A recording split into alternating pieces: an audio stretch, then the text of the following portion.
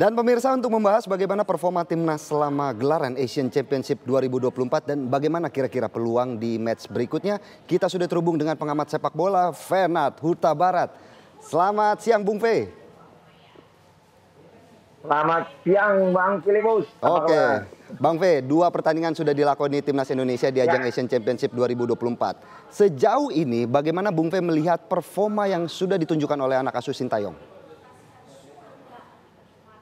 Oh, kalau saya lihat mungkin masih jauh dari harapan, karena kita lihat pada saat penampilan pertama pun ketika melawan Myanmar, kita juga menang dengan skor yang sangat tipis dan sangat bersusah payah ya. Dengan organisasi permainan menurut saya juga yang kunjung tidak berhasil dengan baik pada saat melawan Laos, sehingga kita lihat juga lawan Laos dengan skor 3-3 saya pikir menjadikan kesalahan bagi Indonesia sebenarnya ya, walaupun dengan hasil draw. Namun kita berharap nanti lawan Vietnam akan ada perubahan secara signifikan dari Sintayong, karena kita lihat memang dalam permainan lawan Laos ini 3 back sejajar kita bermain sangat amburadul, jarak terlalu jauh, tidak bisa saling cover, sementara di sektor tengah juga begitu banyaknya miss passing dan juga kontrol yang dilakukan oleh para pemain ya.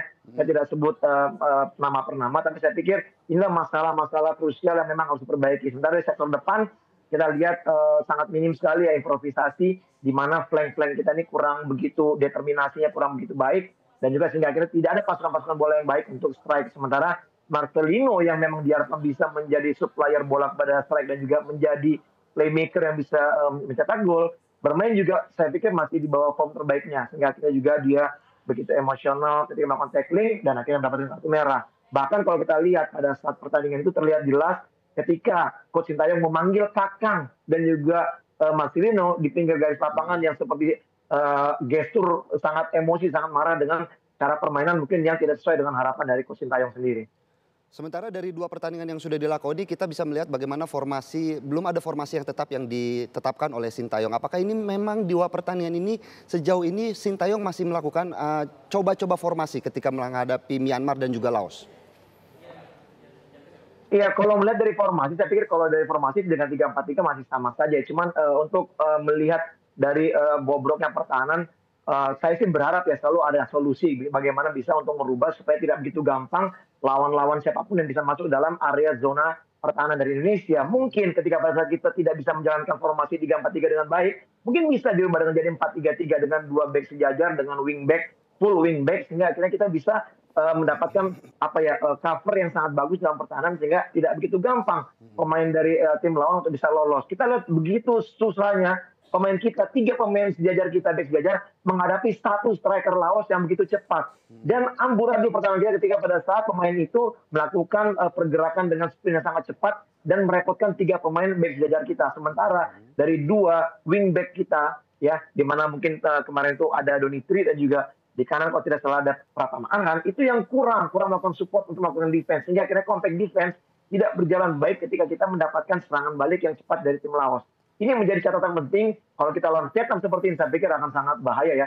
Karena Vietnam bermain di kandang, baru sekali bermain, mereka menghancurkan Laos dengan skor 4-1, dan sekarang mereka akan menjadi tuan rumah menghadapi Indonesia.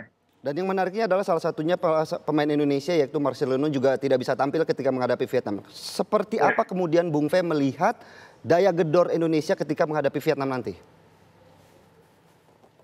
Ya, kalau kita melihat untuk menghadapi Vietnam, kita juga harus realistis ya. Apabila kita bermain masih seperti ini, saya mungkin sangat pesimis ya Indonesia bisa menangkan pertandingan. Tapi apapun itu kita berharap dengan 2 pertandingan ini menjadi evaluasi yang baik bagi Sintayong dan juga para pemain, sehingga akhirnya bisa memunculkan permainan yang berbeda dari 2 pertandingan ini. Kita tahu memang Marcelino pemain yang diharapkan bisa memberikan kontribusi maksimal seperti yang dilakukan seperti di timnas senior. Tapi ingat, jangan lupa bahwa di timnas senior dia banyak ditopang oleh pemain yang berkualitas. Tapi di sini dia seperti akan menggendong pemain lain untuk memberikan kontribusi juga kepada dirinya.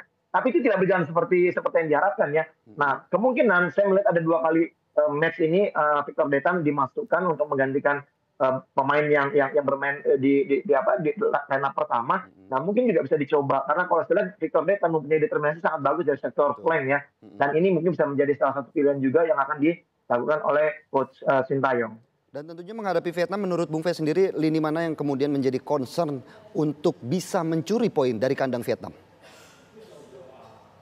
Ya, kalau saya boleh jujur berkata bahwa harus memperbaiki, harus konsentrasi dengan sektor pertahanan ya. Kalau sektor pertahanan seperti kemarin bermain atau Rudianto bermain yang selalu out position, terus Kadek Arel yang begitu gampang untuk bisa dilewati, terus juga kita lihat juga bagaimana sang kapten Ferrari yang sepertinya tidak bisa membuat link up yang bagus dengan dua pemain sejajar lainnya, ini menjadi masalah besar. Kalau memang ini menjadi kelemahan dari Indonesia melawan Vietnam, tentunya pasti Vietnam akan membabi buta di sana. Bahkan kalau kita tahu ya, saya juga udah membaca media Vietnam, yaitu 24H ini udah menulis headline yang mengatakan bahwa Indonesia takut dibantai 10-0 oleh Vietnam, oleh tim dari Golden Star Warriors ini. Artinya bahwa kita harus fokus dengan pertahanan, tidak usah berpikir bagaimana menyerang yang bagus, tapi kita bagaimana bisa mencegah serangan-serangan dari Vietnam dengan baik, dan kita harus memulai serangan melalui counter attack yang mungkin bisa mematikan juga untuk mendapatkan poin atau juga mendapatkan gol. Tapi ini bukan serta-merta juga bisa begitu gampang dijalankan oleh para pemain, karena juga pasti akan ada anti strategi dari Vietnam untuk mematikan setiap pergerakan para pemain Indonesia.